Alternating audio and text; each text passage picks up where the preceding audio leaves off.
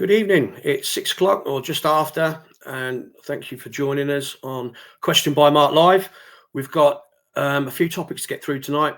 We're going to talk about the council tax hike and the movement which has been created, which you've all probably seen on my feed for definite, and we'll see that I'll ask some questions about that, and I'll try and answer them as best as I can. As I've already previously said, I am talking to an expert next week on the matter of non-payment of council tax, but we will discuss that as and when we go.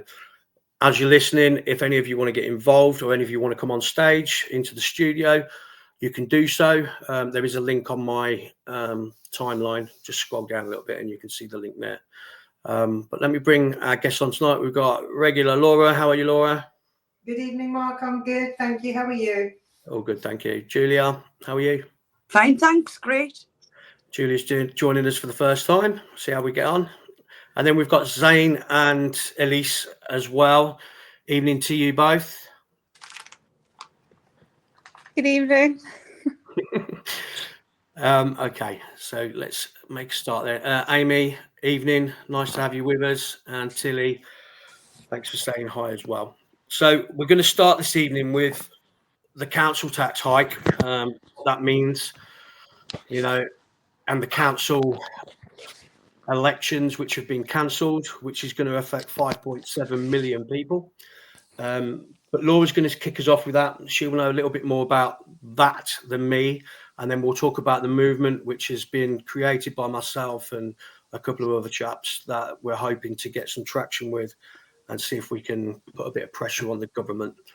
Just quickly before you start, Laura, hi to First Wise Man, says evening all. And Dave Barnes, hi ladies and gents, big up. And the Patriot Designer. Over to you, Laura. Good evening, everyone. Okay, so the council tax and the proposed protest against it. The protest itself is absolutely, completely legal. There's nothing wrong with that. What I would say to everybody as a little word of warning is don't tell them that don't say you're not going to pay your council tax. Make it quite clear that you are withholding tax until your rights have been reinstated, your right to democracy has been reinstated. The reason I'm saying that is because there's a huge gap legally between withholding payment, which is illegal. We don't have the right to withhold payment, unfortunately, and that's covered under several acts. And if you look them up, you've got the Government Act of 1992, and you've got the 1972 Act as well, which covers it. We don't have the right to withhold council tax. That having been said, we do have the right to protest. We do have the right to explain to this government that we're not prepared to have our local councils, our local councillors that we form relationships with, that we are able to rely on, and the way the government want this to work and how they're trying to sell it. And I've seen some posts going out on Twitter this week with Labour giving a call to action to Labour supporters to say you need to get out there and you need to explain to everyone how this is in their benefit. A unitary council, it isn't necessarily a benefit. The disadvantages of that immediately are that you're going to have one big council somewhere, but not that understand your roads, don't understand that maybe your road is particularly getting potholes in it, or it's a main thoroughfare for traffic, or whatever the nuances might be of that. The mega councils are not going to have that knowledge that a local council is going to have, apart from which, obviously, it's denying democracy because it's stopping us from voting. So that's really the topics that I wanted to cover with that, is just make sure that legally you're staying on the right side of the line. And there is absolutely nothing wrong with making a protest. There's nothing wrong with voicing your opinion, because we have to be heard. The power is being taken away from us. We are not being given the voice that we should be given. We've elected well, we haven't elected this government necessarily, but we vote in the elections, and we want a voice. We are the people, and they're meant to work for us, and that isn't happening at the moment. So that's the main topics that you want to be quite clear on when you are ringing up and voicing your discontent and suggesting that you will be withholding your council tax until normal service is resumed. Yeah. Sorry, did you want to say something, Julia? I don't want to run over. No. I was just going to say, and I remember, because I've got the age for it, in the 1990s, the early 90s, the poll tax riots, where people did protest, but sadly they turned into riots. And by 1991, there were so many riots and so many protests, they abolished it. If you remember, didn't they? Are you old enough to remember that, Laura? Yes, definitely. Yeah. I do. Sorry, what I would say is this is not what we're trying to say is to go out on the streets and riot. I've had different advice to what Laura's just said, so I will come back to that in a second. I'm just going to read a couple of messages out first, and then Julia, I want to get your reaction to the cancellation of the elections, if you don't mind. But Tim Smith has said, okay, non-payment of council tax strikes is mad because this is the second tax you can go to prison for. You can't do this, is what he said. The voice is there. We voted for them. Don't necessarily agree. I mean, he is right in what he's saying because we had a vote and they got in. So technically, we may not have voted for them, but we have to accept it as that is the results. Yeah, but also, Laura, they came into government on a manifesto based on lies. Yes. So that this is where the issue lies. If they came in and done what they said they were going to do and not put up taxes and not do this and not do that, and they've gone against everything that they've done, we have the right to go and protest and say, look, your manifesto was based on lies. You know, you've done nothing that you said you're going to do. You've done things that you said you wouldn't do. Yeah. So this is our response to that. That's what I would say to that. Lulu has messaged saying, I stand fully behind this. How do we stand legally if we don't pay it? Because of this, what can they do to you? I'll answer that in a minute, Lulu. I'm sure Laura will get involved in that as well. But Julia, I want to get your thoughts on the cancellation of these elections. Now, somebody messaged me earlier today and they said, and I messaged about these elections, that 5.7 million people are not going to be able to vote within those elections. They said, well, it doesn't make sense because the areas that they've cancelled the elections in are Tory. And I said, it's not about the Tories. They're trying to stop reform is what they're trying to do. Reform are bang there at the top of every polls. That they've gone through the roof. They've overtaken Labour. They've overtaken the Tories into a lead. I know it's not a big lead, but it's a lead, and they're only growing and growing and growing. This is not about the Tories. This is simply about stopping reform, in my opinion. I agree with that. I agree with that 100% because, like you say, every single poll that's coming out now, literally, it's got reform right up there. And I believe that the Tories and Labour have joined with this because the Tories are actually frightened of the rise of reform as well.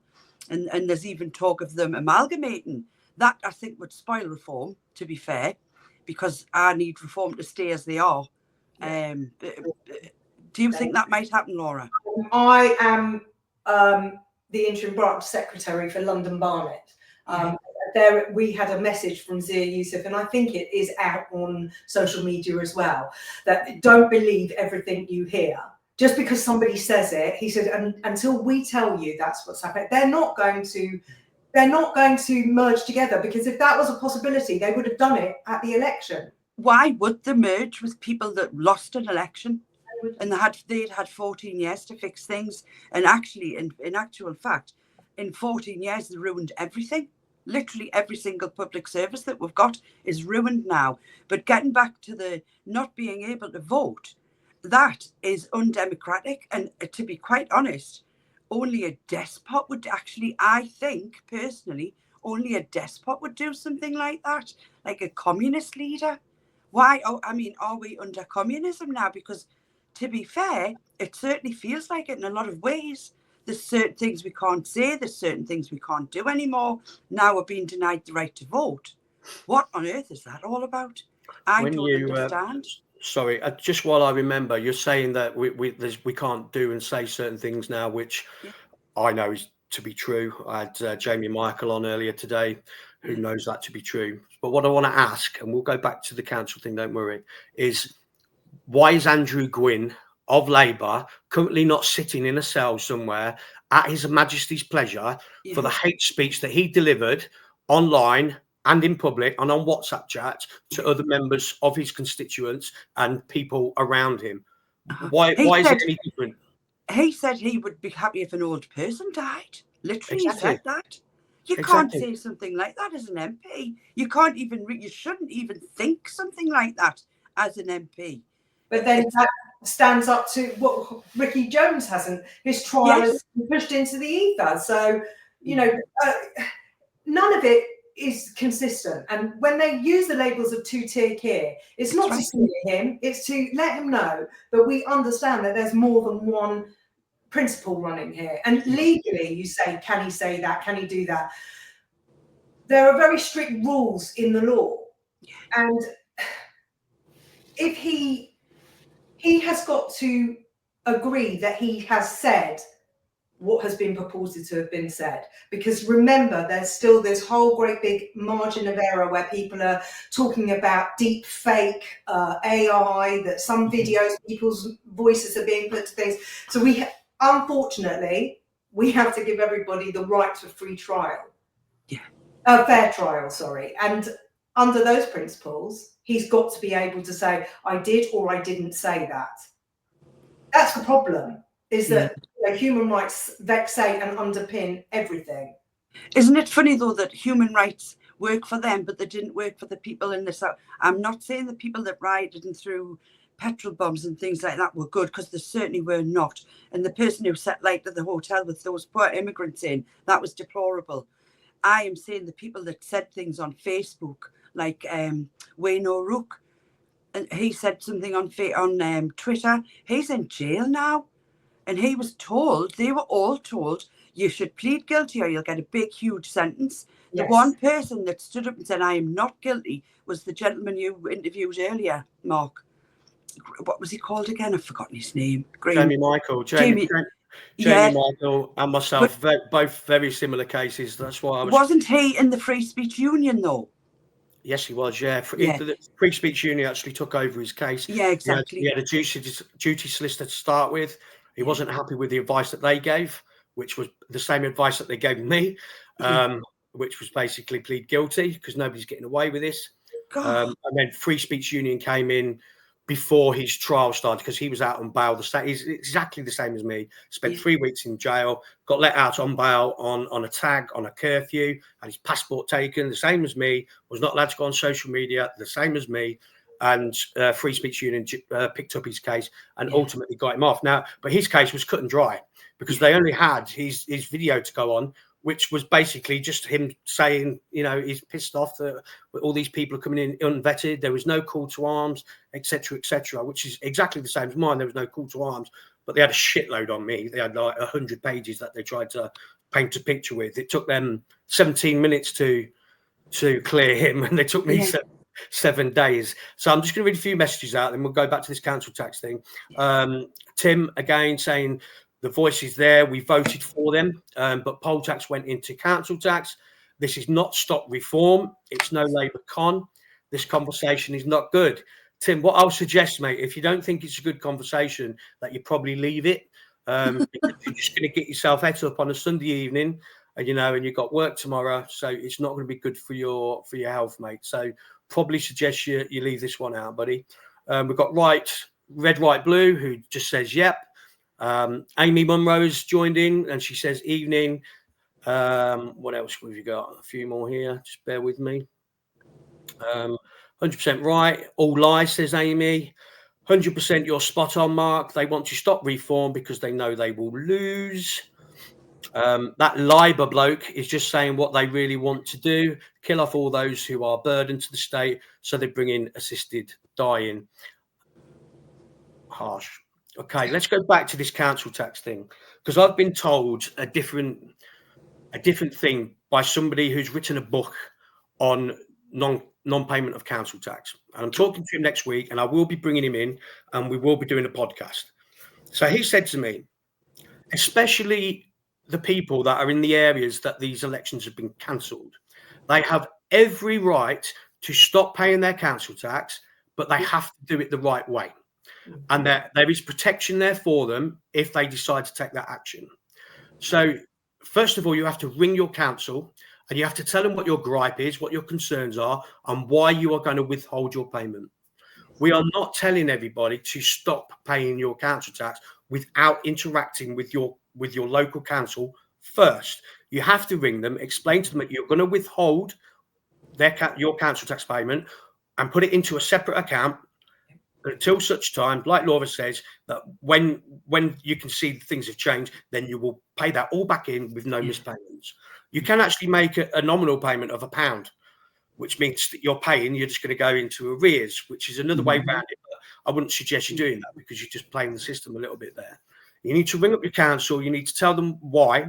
So for the 5.7 million, it's easy. You ring them up, say, look, this is a democratic country.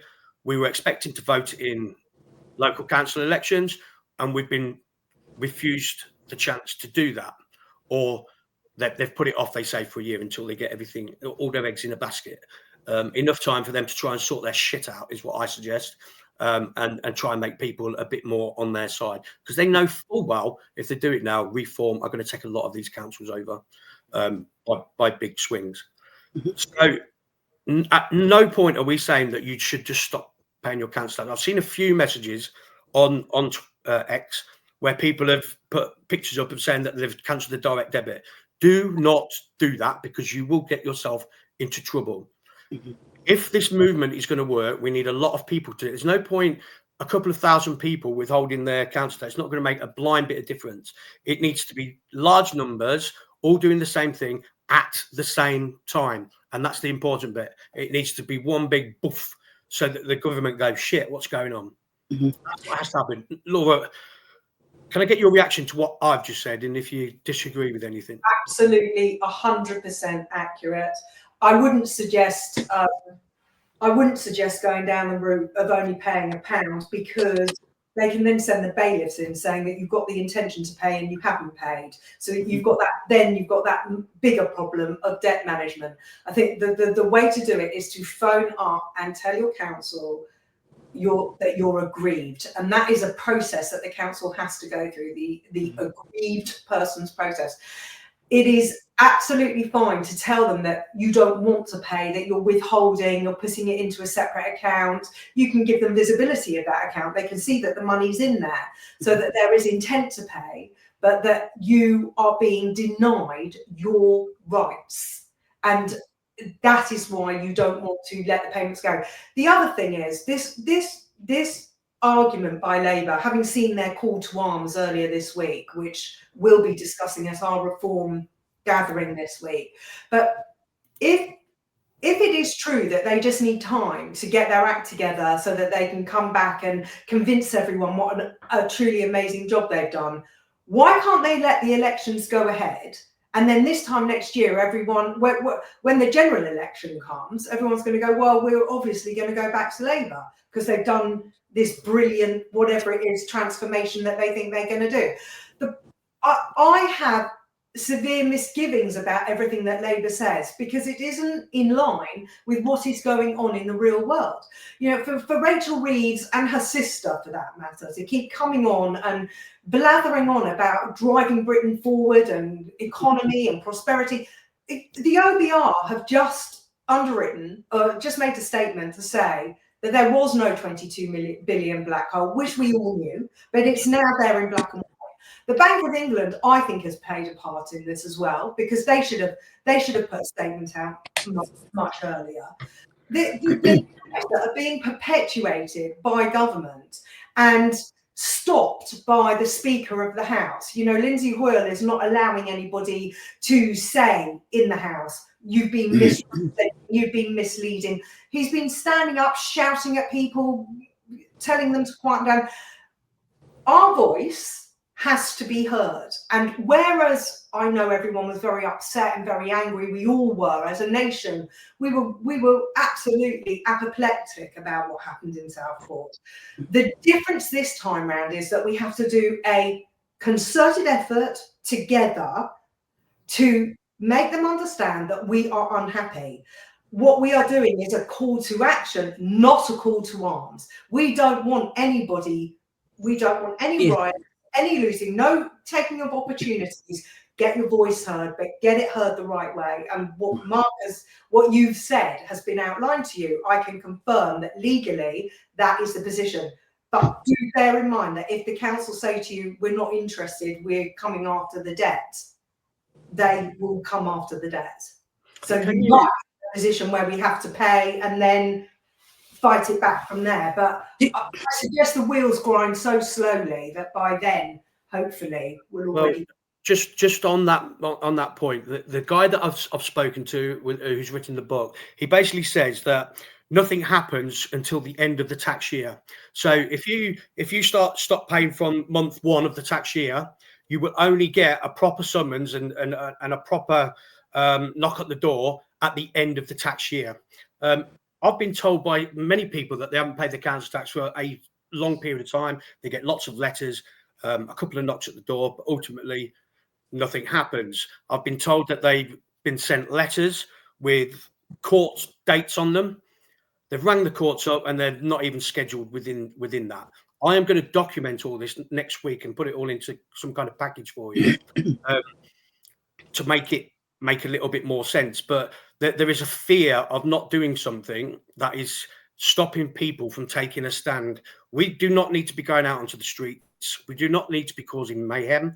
So this is a way of holding the government to account and hitting where it hurts in the pocket. Because if everybody stops paying their council tax, TV license, things like that, it will affect the economy. The economy is on its knees anyway.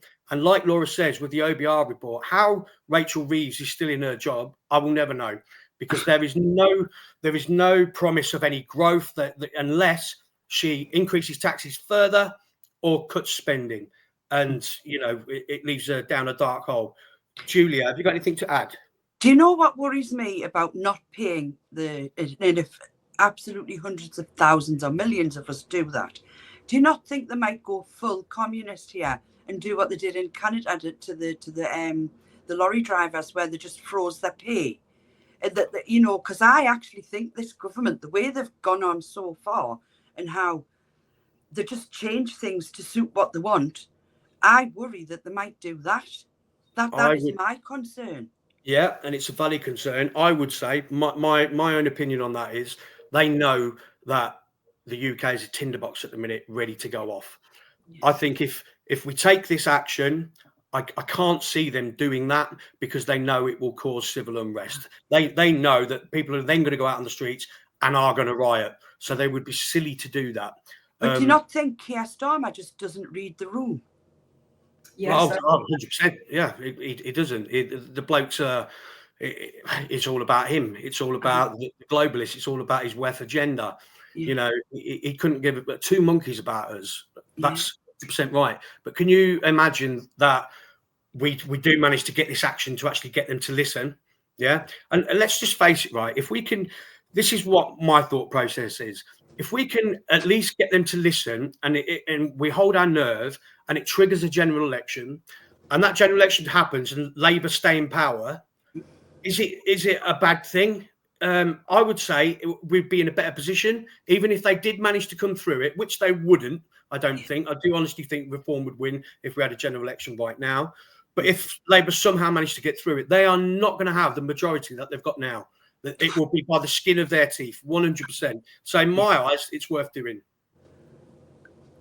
Also, don't forget the most important thing, the crucial thing is nobody is suggesting that council tax isn't going to be paid.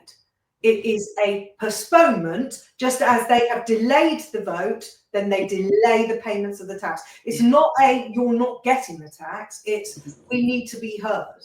And you need to reassure us. And we don't approve of these mega councils. We don't care if all these figures of how much money it's going to save. I don't buy into that. I want to see a report from the top, from the top people in government. I want to see it from the institutions that they can underwrite it and say, yeah, actually, this will save X amount, which means that can then put the money into this, this, and this. We need to know what the costs and the benefits are.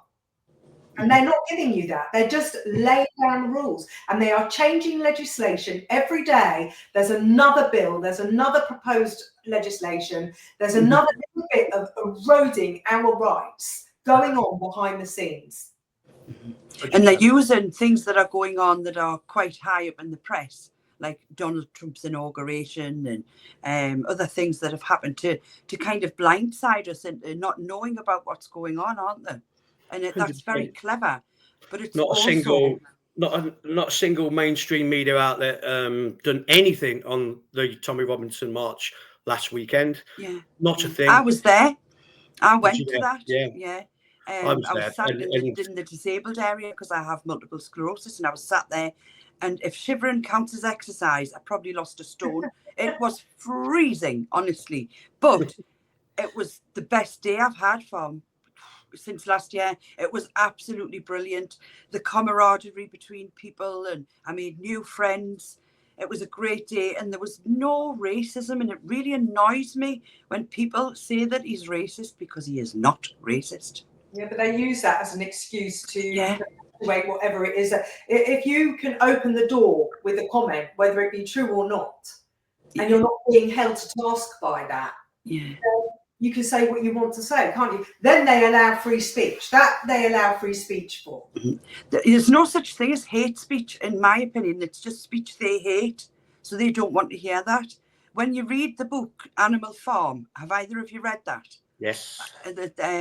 Honestly, the pigs end up where they're in charge of everything, and they start off with all pigs are equal, and then it's at the very end, all pigs are equal, but only some pigs are more equal than others. And that's what this government feels like. I'm not calling them pigs, mind, but it feels like that book. It actually does. And 1984 as well. There's a lot of things coming out of that I think, my God, that's in 1984. It's very Orwellian. Yeah. No, you're quite right. Let me just read a few messages whilst we've got over 800 people watching. So I'm glad that you're all here joining in this conversation. If you want to ask a question, put it in the comments. If you just want to say hi, put it in the comments as well. Patriot Designer says hi, ladies. Dave Barnes says he didn't vote for Labour. Lewis B. Rendell. This is the guy that we have joined forces with to try and get this movement going.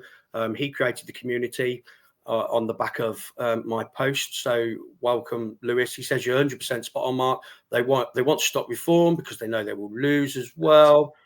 Dave Barnes says there was talk of Tories joining reform, which we've covered. And for those that have missed that bit, there was talk. I think it was the Daily Mail that put the article out that there was going to be a unison with Boris Johnson and the Tories to make some kind of mega government. That's not happening. I've been listening to Nigel Farage's speech. He's talking in Wiltshire, I think, tonight. He's basically categorically denied that, and there has been an official statement out by Reform saying categorically they will never join forces with the Conservatives. If the Conservatives fold and some of their some of their politicians come over, I think that may well happen. Yeah.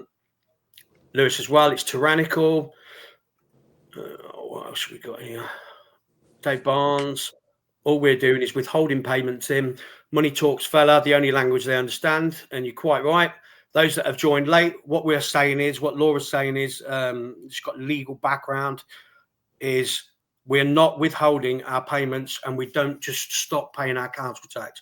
It needs to be done correctly, and it needs to be done all together at the same time. And what we need to do is open a separate account where your council tax payment would have normally gone. You then make contact with your local council, tell them why you are withholding your payment, explain to them that it's going to be there in an account to pay once action is taken. And you're well within your rights to do that. As I keep saying, I've got a gentleman that's coming on with me next week to go through all of this. It might be good to get Laura in on that if she's free to discuss this a bit further. But I can't say too much. That's what I know so far, but I don't want to go too much into it because I don't want to be feeding you a pack of lies. But that is where we sit. We're not withholding. You're just putting it in a separate account. The most important thing in all of this is that you ring your local council and you tell them why you are withholding your payment. With 5.7 million people that have had their council elections cancelled for a year, that's what you say to your council why you're withholding your payments. You know, you wanted to vote, you didn't want to vote for Labour, you wanted somebody else. I'm withholding my payment because until the council elections happen. So you got a year. You got a year that you could not be paying the council tax. But please do put it in a separate account, because if they do come knocking later on and you have to pay it, which could happen, but I don't think it will, but it could happen, and then you're going to have to pay it all at once. So if you've been boozing up the money that you would have spent on council tax, then that's a silly thing to do in my eyes. But this movement, what I'm trying to get off the ground, is not just about the 5.7 million people. I do think they're going to cancel more elections. They say they're not, but I do think there will be more. So obviously that will affect more people. But for the people that are just fed up with this Labour government, fed up of their lies, fed up of the bullshit, what comes out of their mouth every single day of the week, when you ring the council up, when you're not going to pay your council tax, your excuse, not excuse, but the reason that you're going to give for not paying your council tax, withholding it, putting it into a separate account, it's there, Mr. Councillor. It will be paid once I see improvement in my area. Is Labour were put into power on a manifesto of lies, essentially. That's your reason. That's going to be my reason when I do it, and I'm going to do it. I'm going to ring them up on Monday or Tuesday, or maybe after I've spoken to my gentleman friend, before I've got a bit more advice, and I will film it for you. I'll have the phone on loud, and I will go through it just so you can see that I'm prepared to do it myself. I'm not just spouting nonsense and something that I'm not going to be prepared to do. Does that sound all about right to you, Laura? It does. I was going to say, if you want to really dot the I's and cross the T's, there's nothing to stop you going on Write to Them. It's an app online.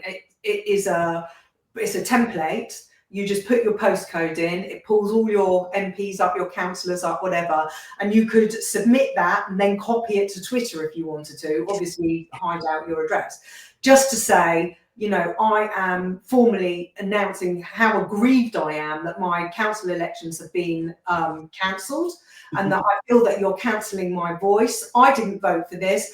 There was no manifesto that said that they were creating mega unitary, you know, and where is the proof that these mega councils are going to be to everyone's benefit? It's going to save money, put more money back in your pocket. Where is the proof for that? Because all we've heard so far is lies. We've got the Ed Miliband net zero. Every country that I can think of is unsubscribing from that. Unsubscribing from WEF, unsubscribing from who, unsubscribing from net zero. And all that's happening is that the UK is ploughing billions into aid for everything all around the world, except for us, including for reparations for slavery, which we've only just finished paying that debt off in 2015. That had been going for 50 or 60 years or something. It was 30 million dating back 60 years ago. That's an absolute fortune. It has to stop. Our voices have to be heard. We have to use the right words. The right words are write to MP, tell them you're aggrieved, start the process off, put the money into an account so you can prove that you've got the money there. And don't ever say, I'm not paying. Just say, I'm withholding my payments. They're here. I'm withholding them until you give me back my voice. And I'm not interested in your mega councils until I see proof that I benefit from that, and that I won't have potholes outside and my rubbish collection will go ahead, and so on and so forth. So basically, we want more for less, not less for more, which is Labour is delivering less for more. Yeah, they're even going to put council tax up. Now, I can't understand how they can justify putting council tax up and really hiking it up in some areas and not offering services that they used to. I don't get that. And it's really bad for everybody around the area. Luckily, whether is it lucky or not, in the area where I live, they won't be doing that because it's Labour. So, sadly. To be fair, where I am, I'm in the smallest county in Rutland, so our services are okay, to be fair. I've got no gripes with that. Ruben, who usually joins us on a Sunday evening, he made a point of saying, I can't make it tonight, Mark, but the trains are all over the place. There's cancellations here, there, and everywhere. He's found it so difficult to get home through cancelled trains, by late trains, etc., etc. So the services and the things that we should. We're not a third world country. We're one of the richest countries in the world. We should have trains that run on time. We should be able to get a doctor's appointment when we want it. The NHS should be performing better than what they are. And it's all from government misspending, government mismanaging. And that's not just Labour. That's from the rabble before that as well for 14 years. And the good thing is now that Labour can't just say the £22 billion black hole from the Tories, because that has been proven to be a pack of lies. They'll probably still say it. What, the train's not running. Haven't they just had a massive pay rise in the train? So what's the excuse for the trains not running?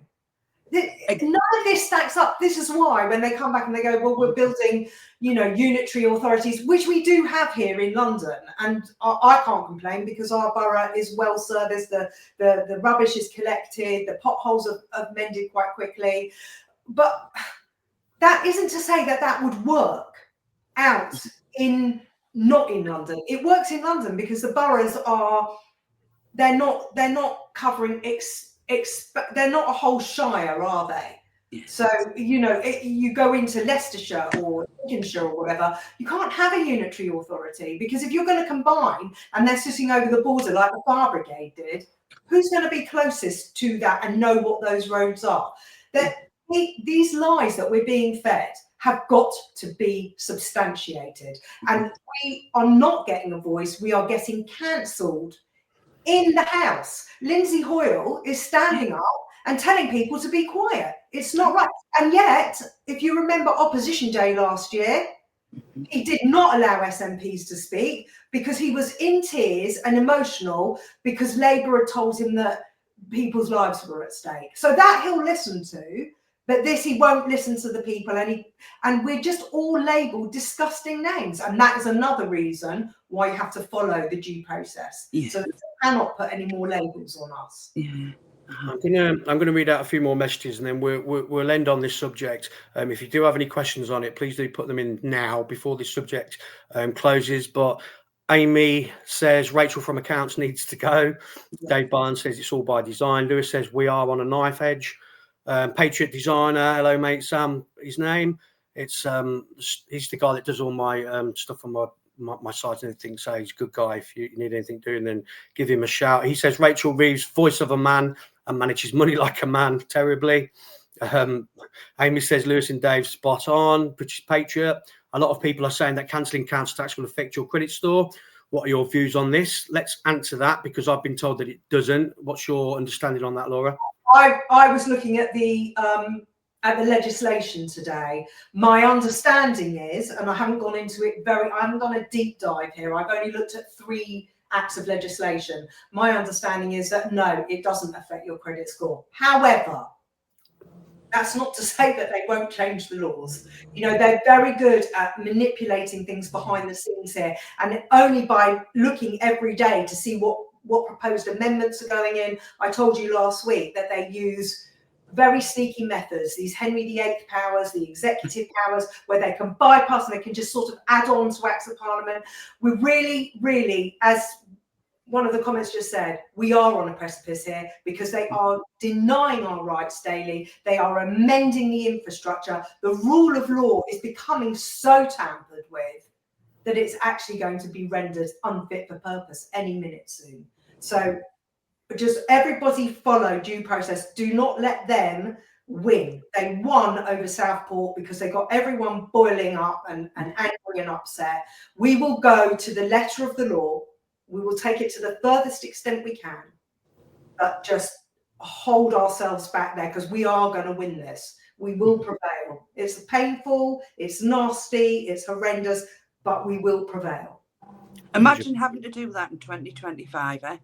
I know, it's terrible. It's shocking that we have to be talking about doing things that we really don't want to do. I'm sure everybody just wants to live their life and just get on with their life without having to put up with this shit day in, day out. You know, we are living in some very troubled times. Did anybody hear the comments from JD Vance about the UK becoming the first Islamist country with nukes? I thought that was like, wow. And you actually think about it, you think, shit. Let me read you a few more messages out. Lewis says we have a right to do this. PHC says mainstream media won't cover this. They are the enemy. Amy Monroe says Hertfordshire was supposed to be cancelled. And I think we're up to date. So let's just put a close on this subject. So we've got 1,000 people watching at the minute. If you're one of these people that have come here to talk about the council tax and to listen in about what we're saying about council tax, the advice is this from me at the moment. Then I'll ask Laura for some closing comments. My advice is that we will make a stand, and I will try and push this through, and I will try and spearhead this. It has to be done properly. You cannot and should not just cancel your direct debits or stop paying your council tax.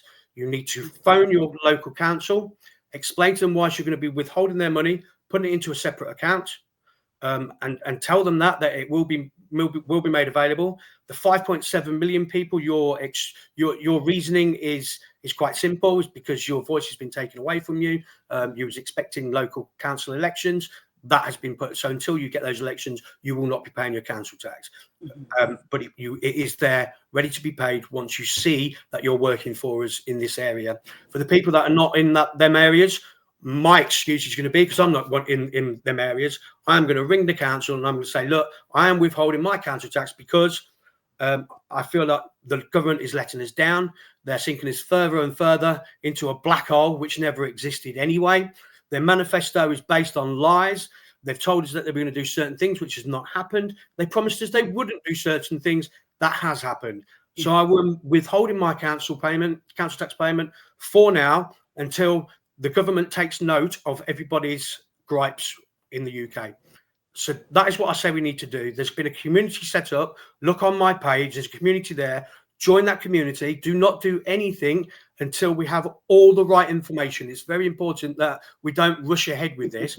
First of all, we need to build numbers up anyway. It needs to be a lot of numbers. We can't just do this on even 100,000. We need more than that. Wait until we built the numbers up. Join the community. I will put every bit of information that I receive on it, and I will work hard, and I will try and get all the right information for you so that you have all the right information before we decide to do anything. Let me speak to my expert next week, who will hopefully come on a podcast with me and discuss it. We'll bring Laura back in if she's available. So my advice is at the minute, join the community. Don't do anything just yet. And just wait until we have a bit more information. But this is definitely happening, and I will spearhead it if needs be. Laura. I think you've covered it all. I would just say, just to be 1,000,000% sure, is write your MPs. Do the write-to-them.co.uk. Go on the app. There's a template already there. Pop in your postcode and just say, you know, I'm writing to announce how aggrieved I am that my voice has been taken away from me, that I'm not allowed to vote in the election. It's not right. This is not democracy.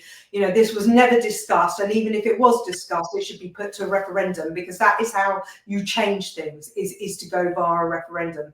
And then copy and paste without your name and your postcode and everything in there. Just copy and paste it onto Twitter so you can upload your letters and tag your MP in as well, so that they can't deny that it was ever received. What I would say is that if we've got anybody who is in Rupert Lowe's constituency, which is Great Yarmouth, tag him in, because he is so proactive, and he is already said in the House how upset he is, how his constituents are upset. Tag him in. If you are in Great Yarmouth, you've got a really big voice there, and we can all get in behind you. You can be our door in to get Rupert to fight this. 100%. Rupert is probably the best politician we've got in the UK at the moment. Lewis says they moaned about the Tory black hole and then give 18 billion to Mauritius. I don't think that's gone through yet, Lewis, but it's certainly in the offing. So yeah, they do one thing, say another. There was no 22 billion black hole anyway. We're gonna draw a line under that subject now. I knew this would take a long time. We will carry on with that in the week, and we'll probably touch on it again next week because I'm sure lots is going to happen in the week. It's been quite a busy news week, actually. I knew this would take a while. So I think what we'll do now is we'll just talk about the stabbing of Harvey Willgoose in Sheffield at All Saints Catholic High School. Shocking event. This shouldn't be happening. So what I'm asking is, are our children safe in the schools that we send them to? And I'll give my reasoning for asking that question and posing it to both Julia and Laura and those that are listening at the minute. But let me just go into detail about this case. Now, I want to read this out to you. So this is from the CPS, I believe. So a 15-year-old boy who cannot be named because of his age appeared in court on Wednesday morning, charged with the murder, possession of a bladed article, and a fray. No pleas were entered as he was remanded into youth detention ahead of Crown Court appearance on Thursday morning. Harvey was stabbed in the heart with a knife, with the incident being captured with good quality CCTV. Prosecuting barrister Rob Coyne told the court. After the boy was charged, Chris Hartley from the Crown Prosecution Service said it is extremely important there should be no reporting, commentary, or sharing of any information online which could jeopardize the prejudice of proceedings. So, two things. Well, one thing, first of all, they have got good quality CCTV of the young Muslim Albanian boy called Omar banging his knife into the chest twice of Harvey Willgoose. Nothing can jeopardize that case. How can it be jeopardized? It's there on the camera, and I am not afraid to say the boy's name. His name's Omar. His name's Omar. Listen, yeah, go. It's disgusting. I will just say one thing for you. Yeah, go ahead. The CPS, whether we like it or not, have the most horrendous job in the world. It's a job that I studied it. It is the worst job in the world. I am actually a witness for them in a trial coming up. It's taken 4 years to get this to court with very clear evidence, everything. We've got forensics, we've got everything. We don't want to jeopardize this case, because if this goes into court and they've got a jury there and the jury will go, yes, I've seen it all. I've seen it all on social media. I've seen it. That this case won't go to court and the perpetrator will walk free. That's the maximum that can happen. If you want that, carry on talking about it, share the videos, but I'm telling you now, it is the worst possible thing you can do. We would then be part of the problem, not part of the solution. It is absolutely shocking. We are all feeling very, very emotional about it, but we absolutely have to adhere to the letter of the law. Otherwise, you know what's going to happen. The good old human rights is going to come into play with, yeah, but I didn't have Article 6. I didn't have the fair trial. You know, it was all stacked against me. They deep faked a video. We've got to abide by the law. We're asking them to abide by the law, so we have to abide by the law. Yeah. I hate it as much as you do. I really do. Honestly, I do. And I hate that it all takes so long to come to fruition. But if we're part of the problem, we cannot demand justice, and we can't demand that they treat us with justice, because we're eroding that justice, just as they're eroding all of our rights at the moment. So just bear that in mind. I know it's horrible, but just bear it in mind. That is due process. We either give him a fair trial and get this perpetrator put away. Or when is his trial? Have we got a date yet? It says on the article that they released, cannot remember because of his age, appeared in court on Wednesday morning, but this was beginning of the month. So he's just being detained ahead of a Crown Court appearance on Thursday morning, and that will just be a plea hearing, I would have thought. I think this has already taken place. I think the lad Omar is being held in a youth detention centre at the minute, waiting for trial. I understand where you're coming from, Laura, but this is what happened with Southport, with details of the perpetrator not being brought into the public domain.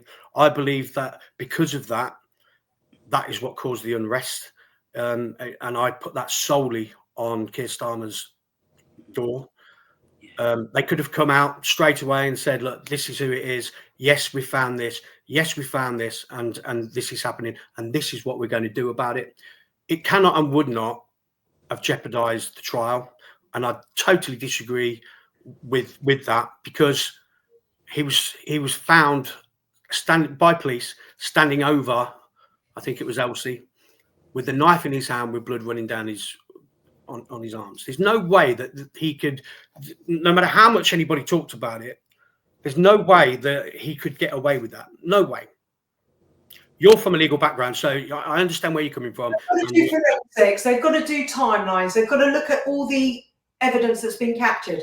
Because if any one of those gets masked by the process, then the person that is standing trial can turn around and say, this is not a fair trial. And we are signed up to give everyone a fair trial. This is why we want to leave the ECHR, because until we do that, we're not in control. Let's have this conversation in a couple of years, in a year or so time, or well, I wish, but in a couple of years' time, when we have quit all these global agencies. Yeah. And then we can have this conversation and we can talk freely and we can look at what reforms we want to be put into place in the law. And at this moment in time, we can only deal with what we want with where we are. And where we are is that until they have run all the checks and made sure that they can tie this person unequivocally to that action, there has to be a causal link. And if you break that causal link or you put any jeopardy into it, that's the end of a fair trial. And the really bad thing is that person will then be free and they can go and do it again. So do you not think that's good CCTV footage of it actually happening is not what you just said? No, because he will come back and it depends how he pleads. Mm-hmm. So, he can come back and say, I've seen things happening on social media that are disgusting, with pasting in RMPs from Reform on someone else's body going, well, you've been in this place, that location, doing so and so. And there are libel and slander defamation cases taking place because people are doing that. Now, what if? I'm not saying it did. I'm just saying to you, are we 1,000,000% sure that he was there at exactly that precise moment on the video? That is for the police and for forensics to prove and give to the court. And what we do by interfering is we allow that person to go, I'm not happy with this. It wasn't a fair trial. It was all over social media. Everybody's biased against me because I'm Muslim. And he will walk free. That is exactly what you're looking at. So let's just stick with what the rules are. If we are asking everyone else to play by the rules, so must we. And as soon as we've left the ECHR and they can't get that leeway to keep appealing and to keep this thing going for years down the track, then we've got a different scenario. But we can only deal with what we've got today. And these are the parameters that are in place today. Yeah. I was quite shocked last year. I found out my cousin's children are at a high school, and they have police on duty at that school. I didn't actually know that was a thing in Britain, that we have police on duty at schools. It never had to be the case when I was at school. There was never any stabbings at school. Kids are taking knives in. They're on about putting them through metal detectors and then they're on about making knives rounded at the edges. Yeah, but I mean, it wouldn't stop you, slitting somebody, but at the same time, it would stop you stabbing them. I've got an idea, It's a bit crazy. Remember when you were little and you used to play with knives, like plastic knives, and there was a one with a spring, and you used to stab your friend, and the knife, the point would go back into the knife handle. Can we not just make knives like that now and make that a thing? Do you know what I mean? Yeah. Would that not work? It would certainly stop stabbings. Certainly stop stabbings. I don't think it would stop your throat being slit. Well, that's what I mean, yeah. But it would possibly stop But it's so easy to get a hold of knives, and then they're blaming Amazon, the Amazon killer. I couldn't believe that, and it's all to do with social media, and they just distract away. But on this occasion, I agree with Laura. We'll have to be so careful what we say, because I would hate to see a guilty person walk free. Yeah. That would do me in. That I honestly, I do get it, and I understand where she's coming from. So if that's the case, this case has already, it's already done and dusted, because the amount of things that have been shared online about the perpetrator, about this case, is probably more than what I've seen. And because he's under 16 as well, that's going to play in his favour, isn't it? I honestly don't think that this is my opinion. Everybody's entitled to theirs, and Laura's well within her rights to have her opinion. My opinion is... I don't have an opinion. I'm just stating to you what the law is. Yeah. I don't have an opinion. I'm not any fan of all of this. No, I certainly am not. But where I'm coming from is, if they have great CCTV of the perpetrator plunging a knife into Harvey's chest twice, then there's no way out of that for him, no matter what anybody puts on the outside. And I have people that are agreeing with me within the comments, but there's also people agreeing with Laura's side of it, with the legal side of it. So it's one of these things that we shouldn't really be talking about anyway. We shouldn't be having these stabbings at schools and things like that. And that is why I brought this subject up, because I want to ask the question, are our kids safe in schools at the moment? What has crossed my mind, do I pull my lad out of school? It seems like every week now there's a document, or there's a parent guardian letter that's sent out. And I've seen things that are really close to me. In my area, like Peterborough, and just down the road in Stamford, where I grew up, basically saying that a suspicious person has been seen outside the school gates at morning and in the evening. There's been people seen in cars. I saw a document from online, it was actually, of a school where there are migrants camping on the school premises in tents. The school put out a letter saying, "Don't worry." Yeah. Don't worry, parents and guardians. We have lots of adults on duty at any one time, so it won't be a problem. It's been reported to the police. Guess what? If that's my boy in that school, it's coming straight out of it. 100%. Yeah. So what I want to ask, and I'll come to Julia first, are our kids safe in the schools, and what do we do? No, they're not safe in schools. How can they be? Because every week, like you say, there's something going on. And like I said, I didn't even know until last year that they actually have police on duty at schools, because of the risk, not just of knife crime, but drugs and everything else that goes with it. How on earth have we come to that in this so-called, well, not third world country, where we've come to a point where there's police on duty in schools? I've never heard of that. Yeah, there was fights outside school when I was at school, but not with knives, and not even with baseball bats. It was fists. But now things have changed. But the need to do something about knife crime, but it doesn't matter where. You can get a knife out the kitchen and go and do something. You don't have to buy it. But I've seen where I live, it really is quite rough at times. I've seen somebody walking down the street with a great big, what they would call a zombie knife. Yeah. And my heart just went, and I just got in and shut the door, and I thought, where's he going with that? And it was just on show. He wasn't bothered. And it was more like a sword. How have we come to that in Great Britain? Do you know what it is? I'm a true believer. It's exposure. That's all it is. What our kids are being exposed to on a daily basis. Yeah. It gets into their psyche. And it's not so much, it is so much the stabbings that are happening in the schools, but we've got a massive problem at the minute with migrants outside of schools. And I make no apologies for saying that, because it is a problem, and they are migrants. But it is a fact. It's a fact. And our children are being followed home from school. They're being accosted. I've seen quite a few stories of girls that have been manhandled by these people. So it's not just inside school, it's outside of school that we've got a serious problem, have we not, Laura? I mean, I can't refute anything that you guys are saying, and obviously with legal training, you know, when you say yes, and I know it's this group of people or whatever, I would want to see the data that backs that up. Not because I don't believe you, but because if I've got data, then what I'm telling you is fact. Yeah. What I would say is I've been thinking about this for a little while.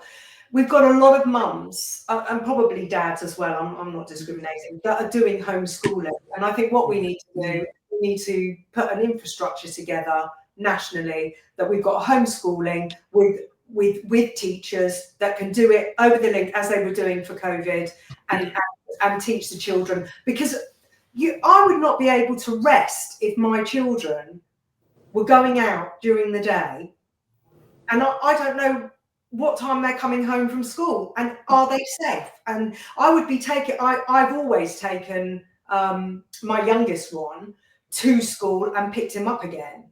He's literally just gone to university, but I've always taken him. And you know, to a certain degree, everyone used to sort of question it and why you so involved in it. But that's the reason why, because I don't want to worry, where is he? How late is he? I'd just rather pick him up and I know where he is. Yeah. And I can't imagine the absolute hell that parents are going through at the moment. And I think we need to form a homeschooling network and just grab the best and brightest teachers, maybe some of these private schools that are closing down, and you know, form something together and pay them to homeschool the children. What you save on the uniform and school trips and lunches and I don't know whatever you pay ordinarily to go to the state school, pay it and get somebody to that's a good business plan. Actually, you've just probably given someone a really good idea. They could start a business online. We really need it. Yeah. Because if I have children at school age, I don't actually have children, but I do have two little nephews. One of them's 6 and the other one's 7. I would be ill every day worrying about them at school, and I've often, and some of the things they're coming home saying, and I think, who told you that? The teacher. And I think, what? And I say, no, that's not quite right, actually. And this is why, and I'll challenge, but the teacher said, and they will have it, you know, that the teacher said it, so it's right, and I'm wrong. And I think, and they're being indoctrinated in so many different things. I am part of the gay community. I'm gay myself, and I am so embarrassed by the LGBTQ thing. I'm ashamed of what they're doing to these poor kids. And all these books, they came home with the book, and I went, you're not reading that. and my niece, who's their mother, said, but Julia, it's the school curriculum. I said, but Sophie, for goodness sake, have you read it yourself? Have you looked at what's been said? The subliminal messages, but that's with everything. 100%. There's a school book with it's got a picture of not a picture, but an illustration of a guy with the pregnant saying, "Daddy's having a baby." I think the baby in my daddy's tummy. The baby in my daddy's tummy. I mean, how crazy is that? That is not fact. That is not scientific fact. I'm sorry if I offend anybody. I don't mean to. I have no problem. By scientific fact. That's the whole point of all this nonsense. It's fact. There are two genders. But it's still fact. Yeah, I've got no problem with trans people. I don't have a problem with them at all. They've got to stay out my space, by the way, because that's not right. I don't agree with them. But there should be, like they did for disabled, male, female, disabled, trans, or whatever they want to call it. But they need to include them in that way, not by taking my safety away, by putting them, I will have men going in the changing rooms with you. But they say they're a woman. Pardon? Yeah, and they're, you know, great big bulky blokes, and you think, how can he be a woman? And it's very confusing for the children. How are they going to come through this? Do you know, I'm a qualified mental health nurse, okay? And I have got a theory that in 10 years, we are going to have a major mental health crisis in this country alone because of what we've done with children. That I really do. They're not safe in any regard, are they? They're not safe, as Mark says, with having to have police on board. They're not safe because they can't travel to and from school. They're not safe because they're being indoctrinated. It's just we're not even looking after our own future generations. It's crazy. Yeah, be inclusive, but not at the expense of or by being exclusive. I've got no problem with anybody. I couldn't care what they were like. If they're nice to me, nice to other people, I will be nice to them. But if they're not, I will call it out. Yeah. I don't need somebody to tell me how to think. No, of course not. For the 1,100 people that are watching, 1,156, just so you know, there are two genders. There's a male and there's a female. Yeah. And that's it. That's all there is. And if I had £1 for every gender that there was, I'd have £2. Let me just read some messages out because we've had a few. Amy Munro says she agrees with you, Julia, with what you were just saying. There's no safeguarding for our kids. Amy as well. Dave Barnes agrees with that. Patriot Designer says the new AI chat GPT-4 does a better job of teaching than teachers. It's insane how clever and real it is. That's a different conversation in itself. I just want to go back on to the beginning of this conversation, and the reason why I like having Laura here is to come in from the legal side of things. I will run my mouth off, and I know that, and I've got a text message from my wife saying, listen to Laura, shut your mouth, stop saying this, stop saying that. But I'm passionate, and that is why I wanted to have Laura in this every Sunday, because it's good to get the legalities of it all. So that's what I just wanted to say on that. It'll be interesting to know what anybody that's listening, what your thoughts are on are our kids safe. Just put a message into the chat and I'll read them out as well. Let's park that in a minute. If anybody sends any messages in, I will read it out and we'll go back to it. I wanted to talk a little bit about the Lucy Letby case. Laura knows about this case as well. Julia, have you been following this? Oh yeah, absolutely. Laura, can you just go through what you know? Let's go from the legal side first, and then we'll. What I've heard of the Lucy Letby case is that what we were talking about earlier is that she was told to plead guilty to certain things, which, if that is true, then they do have to reopen her case because she was coerced into making this guilty plea, or whatever statement that she made to the police initially. My understanding is that there are some instances where she was not on duty and the children were suffering. Now, that's not to say that it's beyond the realms of possibility that something could have happened at some point between her being on and being off. But the point is, we go back again now to the principles of having a fair trial. Yeah. And was she forced into making a statement? Was she forced into? I can't even remember if she did. I don't think she did plead guilty, did she? I don't think she did. She pleaded not guilty. So I think that again. Well, didn't she? So she, it was a long trial as well, weren't it? I'm pretty sure she went not guilty. I'm sure she went not guilty, and that things have arisen after the fact. There is a doctor that has said that he's looked at the schedule and he's looked at certain things and he cannot tie them back to Lucy Letby. And if that is the case, then that requires looking at. Didn't he say it was down to short staffing, bad practice, like not enough people on duty, obviously, inadequately staffed, bad medical care? And if it had been the case in Canada in a hospital there, I think he was called Dr. Shu, I think. Yeah. It would have been a closed down area. But as a nurse, I can say this because I know every single area literally is short staffed. And we get bank staff in to cover. The bank staff, we call them bank staff, they might not know the routine or where things are as quickly as other people might know. And it's because we're 48,000 nurses short in the UK alone in the NHS, and the wards, they're so busy sometimes. They're literally planning how to discharge somebody before they've even lain on a bed. It really is in dire straits, the NHS, you know, and it's such a shame because I believe in the 1979, I'll go back a bit because I love history, Norman Fowler, the MP who was given by Margaret Thatcher, you can have the health service.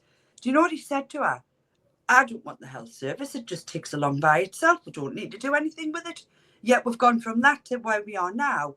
And I've heard people calling it the workhouse, like they used to call it. Old people, I work with elderly people, and some of them are terrified about going into hospital because they've heard what it's like. There's people dying on corridors. They're actually wanting corridor nurses. Wow. Corridor nurses? What on earth is that all about? But Julia, that the NHS is not set up anymore for the amount of people that are in the country. It's simply... I was just going to say, 10 million people have come into this country from 2010, from 2010. When I look at where I live, Teesside, the whole of Teesside, there's 338,000 people, and there's 10 million extra people, and the whole of Teesside is a huge place. How many times would that go into 10 million? The problem is we've got too many people and the infrastructure is not there to support the amount of people that we have. When we have that, can we stop bringing people into the country until we've got it sorted? Then we'll start taking immigrants again. But until we get it sorted, what's happening is those immigrants, it looks like they are getting a better life than us. That is what wasn't there an article in the newspaper that said that the priority is that citizens must go onto a waiting queue, and that everybody else gets seen first. So if that is true, and again, this is something I read, if that is true, then that's also shocking. With language link and interpretation, how much time does that take to put in place? How many people are waiting in the corridors? Because it just doesn't work. It's not slick. It doesn't work. It's not fit for purpose. The only places that work really, and I mean this, that work really effectively in the NHS, I think, are acute care, where you'd go in and have an organised operation. It's like clockwork. It's brilliant. And the nursing care you get in there is sublime because it's a really exciting place to work. And it's a good place to work. But other places that, I mean, we've got 10,000 people in beds, blocking beds every day. Did you know that? Because the social care isn't there where to discharge them to. They might need care in the community, but there might not be carers available for 3 more weeks because they're not getting paid enough. That is the actual problem. The people in social care, if they're paid a really good wage, they'd get a lot of people. I know, like Lucy Letby, let's get back to her. I know, for instance, she must, at 35 years old, she'll have been at least a band 6, so she'll have had some responsibility, I would think.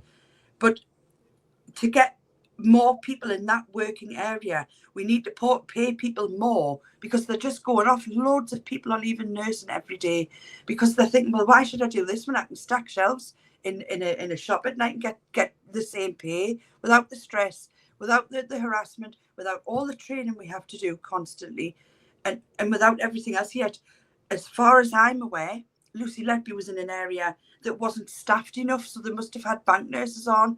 I'm not saying that's the fault. I actually think you're right, actually, Julia, because the thing that I read was that it was agency staff and that Lucy wasn't on. So that does actually ring a bell. Yeah, and there's some of those, not that I want to comment on this particularly, but I do believe there was some of the babies that did pass away, sadly, and it's so tragic, without her being on duty. And you can get, I'm sorry, but I mean, you can get bad care in nursing. I've seen some nurses that are like Florence Nightmare, and I think, why did you even do your nurses training? You are horrible. And I've seen compassionate nurses and really compassionate, really, really nice people. And I work with a great team now. I really do. But the thing with Lucy Letby, she didn't strike me as being like, remember Beverly Alice? Yes. Back in the was it the early 90s, late 80s, early 90s? I think it was. She did. Yeah. She did kill people under her care, and it's very, very unusual for a nurse to be like that, and it's also very unusual for people not to notice and go to the manager and say, you know, I saw her. I'm not really happy with what she did there. It's quite dangerous what she did, or she should have done that. We are trained not to grass each other up as such. We're not trained to do that. But if we see bad practice, we've got to call it out. And if we call it out to the person and it continues, then we go to the manager. How come there wasn't any management? All of our colleagues stuck up for her. There are we far can't too believe many. There's far too many uncertainties, Julia. There is. I posed this question on my feed, and it was a 50-50. Some people say no, she's guilty, and other people say no. And I was in the camp of guilty. I must be honest, but I have paid attention to it because of what I do and what we do here. So I have paid attention to it, and I am now on the camp of that. I think she's actually not guilty. You know, even David Davis has stuck his neck out, hasn't he? Exactly he was a cabinet minister, and he stuck his neck out. You were right. The doctor was called Dr. Shu, and he basically said that none of those babies died by being killed. They lost their life through natural causes, or, like you say, of a lack of staff or a lack of structure or whatever. And like Laura said, she wasn't even on shift for three of them, for three of the babies. I honestly believe that there needs to be a retrial at the bare minimum. Those poor families, my heart bleeds for them. I mean, they've lost their child. They've been told that this nurse that's supposed to look after them killed them, and now they might have to go through a retrial. They had a letter, didn't they? That she'd written on a letter, "I am very bad" or something. But that was through a counsellor. Yeah, exactly. It could have been anything. Yeah, but they've demonised her. Now, this if she is innocent, I don't know. I didn't work with her. I don't feel I know enough about it to comment as to whether I think she's guilty or innocent. I'm veering on the side of I think she's innocent from what the little bits I've heard, particularly from Dr. Shu the other day when I read that. She will never be able to work as a nurse again, and a lot of nurses do it not for the money, because there isn't much money in it, but it's a vocation.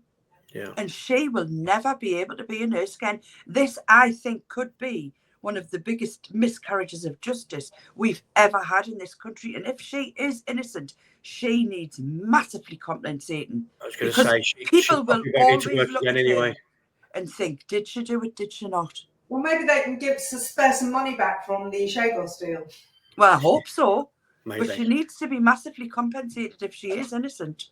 Let me read some messages out, ladies. So Patriotic and Proud says, from day one, I said this doesn't feel right. She may be a little strange. This has potentially made her a scapegoat. That's the word I was going to use. Max says, very true, Amy. Parents could come together and do community homeschooling. So going back to the children outside of school. Patriotic and Proud says she did go not guilty. So we were right on that.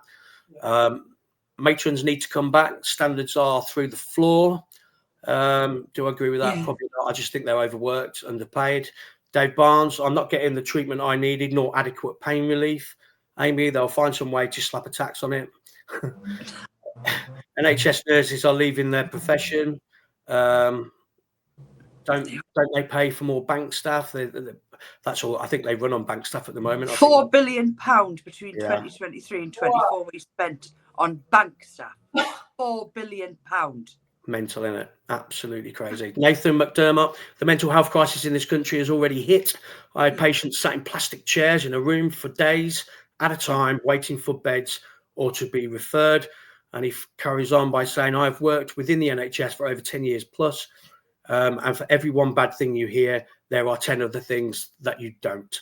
You only hear the bad things. That's the point with anything, really. You only hear what's wrong. You never hear the good stories. But we used to have those good stories. Can you remember when we used to have good time stories? Oh, it's all just crap now. Listen, ladies, I'm going to leave it here. We've been going for an hour and 20 minutes. There's 1,200 people watching, so I really appreciate that. It's been a very good chat this evening. I've appreciated your input, and I've appreciated everybody that's that's joined us. Let's do it again next week, shall we? 100%. Good. Julia? I'd be happy too. Very happy. Good stuff. Right, ladies, I'm going to say goodbye to you. Bye, everyone. Thanks so much for watching. Cheers, Laura. Thanks a lot. So just before I end the stream, just want to go back to the council tax thing very quickly. Don't do anything just yet. Do not pay your council tax. Wait. Enter the community groups that are on my page. And then when it comes to the time where we say, look, let's start this now, and it's all going to be down to numbers. It's all going to be down to how many numbers we have, if it's going to be a viable option. But do not just stop your council tax. Join the community groups that have been set up. Have a look on my page, and then we will keep feeding information into there. Hopefully, at the midway point of next week, I will have some more information for you from this guy that I'm talking to, and we'll probably get Laura back in as well, as I've said. So don't do anything now. All we need to do is grow the numbers, get yourself in the community group, and then we'll go from there. Just want to say goodbyes to Nathan, Dave, Amy, Patriot Designer. Thank you so much. Dave Barnes, thanks a lot. Patriotic and proud. I'm going to end this stream now. Thanks for watching, and I will see you next week.